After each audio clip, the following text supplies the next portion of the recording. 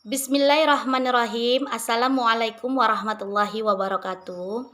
Perkenalkan, nama saya Rila. Saya berasal dari PAUD Tunabangsa Terpadu, jurusan S1 PG PAUD Universitas Terbuka Pekanbaru Riau. Di sini saya akan mempresentasikan tentang kekerasan fisik pada anak, simulasi penanganan anak kebutuhan khusus atau ABK. Baiklah, saya akan memulai presentasi saya ini.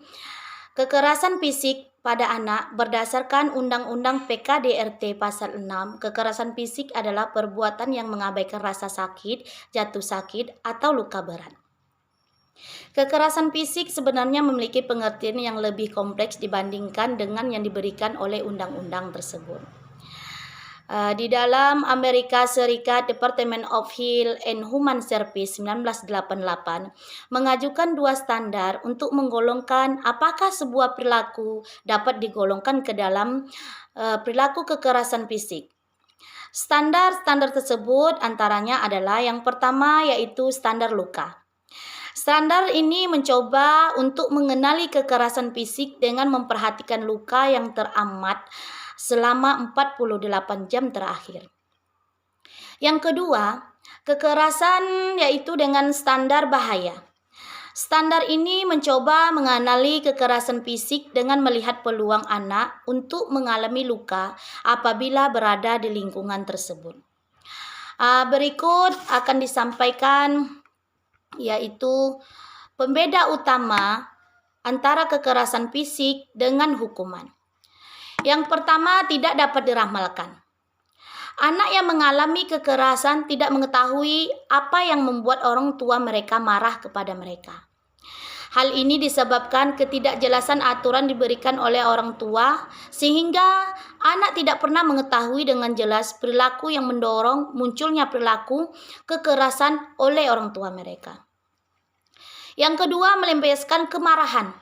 Orang tua yang melakukan kekerasan fisik berperilaku sebagai pelampiasan kemarahan dan keinginan untuk mengontrol semuanya. Mereka tidak memiliki motivasi untuk mengajarkan anak mereka dengan penuh rasa kasih sayang. Yang ketiga, menggunakan rasa takut untuk mengontrol perilaku anak. Orang tua yang penggunaan kekerasan fisik percaya bahwa anak mereka harus takut kepada mereka sehingga mereka tidak berperilaku nakal. Ketika orang tua mengajarkan dengan kekerasan, anak-anak belajar untuk menghindari kekerasan, bukan berperilaku yang baik. Di sini terdapat beberapa ciri-ciri anak yang mengalami kekerasan fisik, diantaranya adalah tubuh memar atau luka, berperilaku mendadak berubah, mengalami luka linear, memiliki luka atau cedera yang tidak wajar pada bagian muka, kaki, bokong, ataupun dada. Memiliki memar dengan berbagai bentuk benda seperti tangan, sepatu, ikat pinggang, dan lain-lain. Memiliki memar atau bekas luka setelah izin sekolah.